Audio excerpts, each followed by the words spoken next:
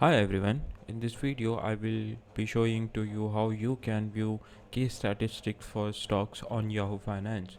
Let's get started. First, search for stock you are interested. For example, I will going to search Apple because Apple is my favorite company. Once you are on the stock page, scroll down to the bottom of the screen. Here you will find all the key static sections, like the price range the stock has been trading on, and opening and closing, previous closing, days range, and 52-week range, volume, and average volume.